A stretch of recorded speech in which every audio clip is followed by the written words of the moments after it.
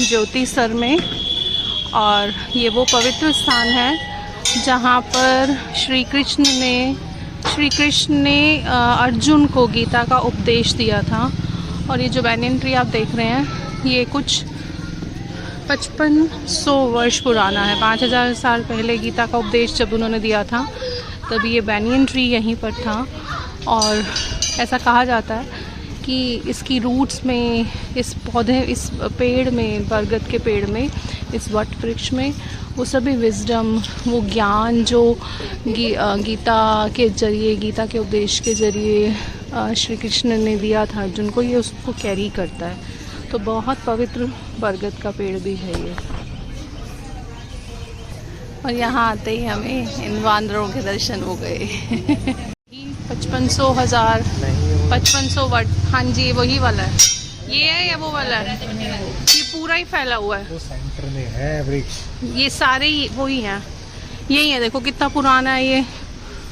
और ये ज्योतिसर इसको इसलिए बोलते हैं, ज्योति मतलब ज्ञान, सर मतलब सरोवर, क्योंकि यहाँ पर अर्जुन को ज्ञान प्राप्त हुआ था, गीता का ज्ञान, इसलिए इस जगह को, इस पवित्र स्थान को ज्योतिसर बोलते हैं। वो विराट स्वरूप श्री कृष्ण का जो उन्होंने गीता का उपदेश देने से पहले दिखाया था, वो प्रकट हुए थे अर्जुन के सामने इस रूप में। ये पूरी पीछे से क्योंकि धूप आ रही है तो शायद ये बहुत अच्छे से नजर नहीं आ रहा आप लोगों को।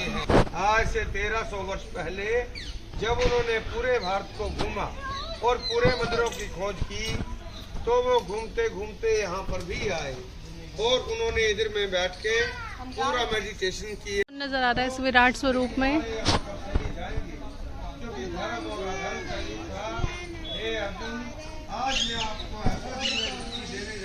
और कौन है? अरे छोटे से हमारे अर्जुन बैठे हुए हैं, है ना? उनका रथ है, ये उनका रथ है। और ऊपर शेषनाग है। पता नहीं इसमें कुछ नजर आएगा कि नहीं, धूप आ रही है।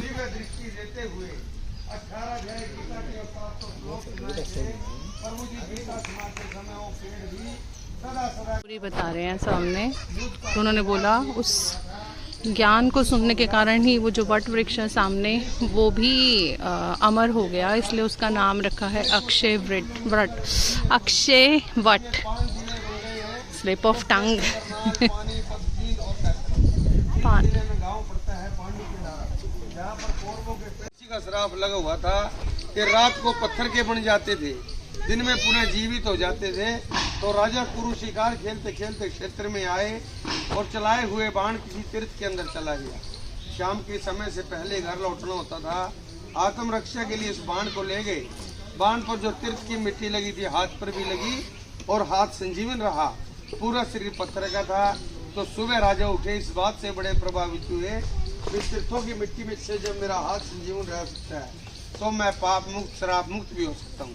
इन्हीं तीर्थों की मिट्टी राजा कुरु ने अपने शरीर पर लगाई थी, जो श्राप मुक्त हो गए थे। तब उन्होंने जो मुक्ति के लिए 8 नियम धर्म बताए गए, सत्कर्म किए, धर्म किए, दान किए, योग किए और भगवान विष्णु की अखंड भक्ति की थी। 33 कोटि देवी। तो ये बता रहे हैं कि राजा कुरु के नाम पर इनका नाम पड़ा था, कुरुक्षेत्र का नाम। ज्योतिसर में, ज्योतिसर यह वह क्षेत्र है जहाँ पर भगवान श्री कृष्ण ने अर्जुन को गीता का उपदेश दिया था। और यहाँ ये पीछे जो है वामन, पीछे विराट रूप है भगवान श्री कृष्ण का, जिसमें उन्होंने यह बताया कि इस सृष्टि में जो भी है वह सब मुझ में समाया है और मुझ में ही समा जाएगा। तो इस तरह से अर्जुन को विराट रूप के दर्शन दिए और अर्जुन को इस बात का एहसास कराया कि जन्म मृत्यु सब कुछ जो है वो मेरे अंदर ही समाहित है। ये क्षेत्र जो है राजा कुरु जो कि 17 पीढ़ियां पहले हुए थे, कौरव और पांडवों के पूर्वज, उनके द्वारा यह क्षेत्र बसाया गया। इस क्षेत्र में जो है 48 कोस जो है वह रण क्षेत्र था, जिसमें पूरा महाभारत का युद्ध लड़ा गया। और इस महाभारत के युद्ध में जो है यह क्षेत्र इतना पवित्र माना जाता है कि यहाँ पर जो है जो भी अस्थियाँ होती हैं वो भी यहीं प्रवाहित की जाती हैं। यहाँ के लोकल लोगों की मान्यता है कि हमें हरिद्वार जाने की ज़रूरत नहीं है, क्योंकि हमारे यहाँ पर ही 33 करोड़ देवी देवताओं का निवास है। जैसा कि मैं बता रहा था कि राजा कुरु जिनके नाम पर यह नगर बसाया गया है, क्षेत्र बसाया गया है, वह उनको यह श्राप था कि दिन में वह पूरे सजीव रहते थे लेकिन रात में वह पत्थर की मूर्ति बन जाते थे। तो एक बार वह इसी कुरुक्षेत्र में आए और उन्होंने जो है उनका बाण कहीं लगा तो वो अपने बाण को उठाने के लिए गए और इतने में रात हो गई तो उन्होंने देखा कि उनका रात संजीव है और वो पूरे पत्थर बन चुके हैं। तो इस तरह से उनको एहसास हुआ कि अगर ये इस पूरे क्षेत्र की मिट्टी जो है मैं अपने पूरे शरीर पर लगा लूँ तो इससे मेरा पूरा शरीर भी सजीव रहेगा और वह पाप मुक्त हो जाएगा। और ऐसा ही हुआ कि राजा कुरु जो है इस क्षेत्र की मिट्टी को जब उन्होंने लेप लगाया अपने शरीर पर तो वह भी पूर्ण रूप से सजीव हो गए और उस श्राप से मुक्त हो गए जिसके कारण वो रात को पत्थर की मूर्ति बन जाती है। इस मूर्ति के बारे में भी कुछ बताओ। ये जो विराट स्वरूप कृष्ण की नज़र आ रही है, इसमें कितने टोटल वो हैं रूप हैं नज़र आ रहे हैं? जो है भगवान श्री कृष्ण के सभी रूप बताए गए हैं। इसमें 10 हैं शायद, है ना? राजा बलि भी हैं, हनुमान जी भी दिखे हैं मुझे, हाईग्रीव थे, गणेश भी थे, गणेश जी थे, है ना? शिव जी हैं, ब्रह्मा जी, शिव जी, हाँ। और ये अष्ट धातु की बनी हुई है और ये शायद जो लास्ट वाला है धूप के कारण मैं बहुत अच्छे से दिखा नहीं पा रही हूँ, बट ये अष्ट धातु उन्होंने जो बताया था अभी। और जो ये लास्ट वाले हैं वो शायद कल की अवतार हैं जो अभी होने हैं हनुमान जी के साथ। शायद नज़र आ रहे होंगे आपको कौन कौन से हैं ये सारे अवतार, है ना? इसमें शिव जी भी हैं, गणेश भी हैं, नरसिंह भगवान भी हैं, हाईग्रीव है, हनुमान जी हैं और ये शायद लास्ट वाले जो हैं वो कल्कि हैं।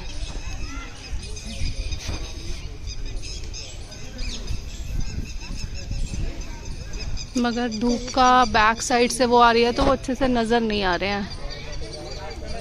मैंने कुछ गलत बताया था, पीहू ने नोटिस करके मुझे बताया है। क्या गलत बताया था मैंने पीहू? ये मतलब अवतार नहीं है, ये मतलब जो मेन देव हैं उन सब के बारे में बताया। मतलब जैसे इसमें गणेश जी, ब्रह्मा जी, शिव जी हैं, तो ये अवतार नहीं है। क्यों? उसमें वो जो एक नरसिंह है और हाईग्रीव है, लेकिन बाकी मतलब जैसे कितने 9 मुख है, 9 मुख है। लेकिन विष्णु जी के 10 अवतार होते हैं, तो ये अवतार नहीं है, ये वैसे मेन जो भगवान है वो है।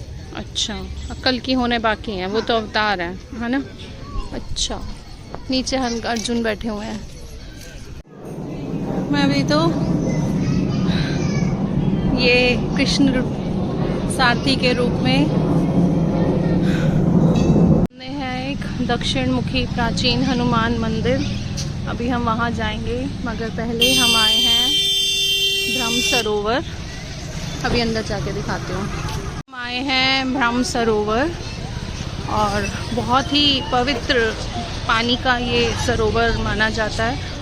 और ऐसा कहा जाता है कि सृष्टि की रचना इसी जगह से ब्रह्मा जी ने की थी और जो सृष्टि रचना से पहले एक क्रिएशन रिचुअल होता है, एक यज्ञ होता है, वो ब्रह्मा जी ने इसी जगह पर किया था।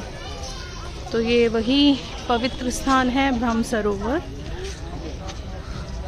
और बहुत बड़ा है, बहुत दूर तक फैला हुआ है और उसमें अगर पूरा घूमना है तो कम से कम 2 घंटे लगेंगे।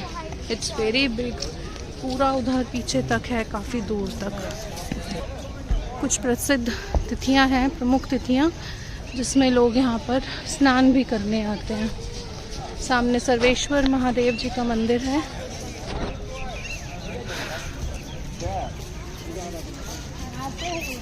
ये देखिए ब्रह्म सरोवर, ब्यूटीफुल प्लेस।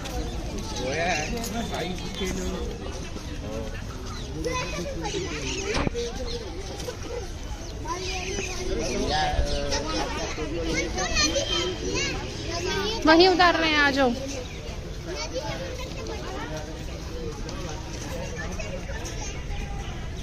लोग यहाँ पर डुबकी लगाने भी आते हैं, बहुत बड़ी जगह है। चलिए अभी चलते हैं हम सामने सर्वेश्वर महादेव जी का मंदिर। मछलियाँ हैं इसमें, हाँ।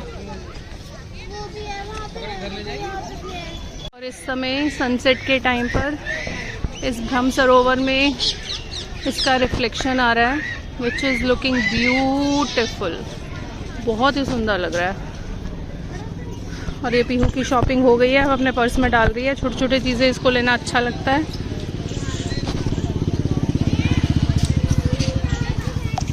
दक्षिण मुखी पंचमुख प्राचीन हनुमान मंदिर, और यहाँ पर जो भगवान हनुमान की मूर्ति है वो दक्षिण की तरफ फेस किए हुए है, जो कि ऐसा कहा जाता है कि हमें नेगेटिव एनर्जीज से बचाती है। और पंचमुखी हनुमान, इन्होंने अपना रूप, अपना ये अवतार तब लिया था जब उन्होंने अहि रावण को मारा था। और इस पंचमुखी हनुमान जी में जो हैं गरुड़, वराह, हयग्रीव, 5 अवतार हैं टोटल, 5 मुख हैं उनके अलग अलग दिशाओं में। तो अंदर की अब वीडियो नहीं बनाऊंगी मैं, बट अब अंदर चलते हैं। और अब हम आए हैं भद्रकाली मंदिर, जो कि माता भद्रकाली को डेडिकेटेड है और गॉडेस दुर्गा का एक फियर्स फॉर्म है। ऐसा माना जाता है कि महाभारत के जो युद्ध, महाभारत का जो युद्ध था उसके शुरू होने से पहले जो हमारे पांडव थे और श्री कृष्ण थे, यहाँ पर माता का आशीर्वाद लेने के लिए आए थे अपनी जीत के लिए।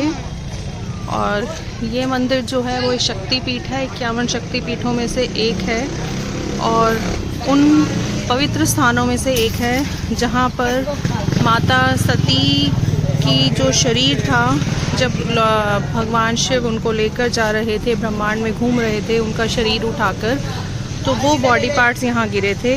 यहाँ पर ऐसा कहा जाता है कि उनके दाएं पैर का टखना जो था वो इस जगह पर गिरा था। आइए देखते हैं अंदर जाकर क्या क्या है। ये पीहू अंदर चली गई है और यहाँ पे ब्यूटीफुली लिखा हुआ है आई लव कुरुक्षेत्र। अभी हम यहाँ पर फोटो खिंचवाएंगे। बहुत प्यारा भद्रकाली मंदिर। अंदर जाके I will not take any video. और वो पीहू रानी वहाँ चली गई है और बोल रही है कि मेरी फ़ोटो खींचो यहाँ पर, आई लव कुरुक्षेत्र। अभी खींच रही हूँ बेटा, यहाँ अंधेरा आ रहा है मगर बच्चे मैं खींचती हूँ। चलो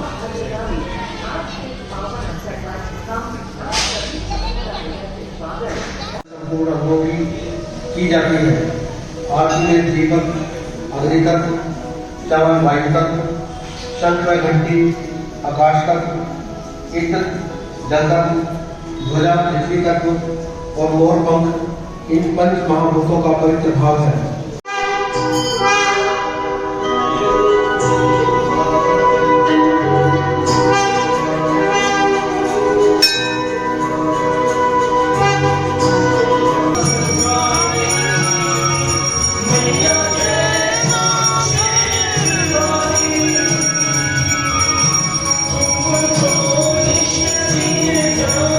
हम बिल्कुल सही टाइम पे आए हैं और आरती अभी हमारे सामने शुरू हुई है।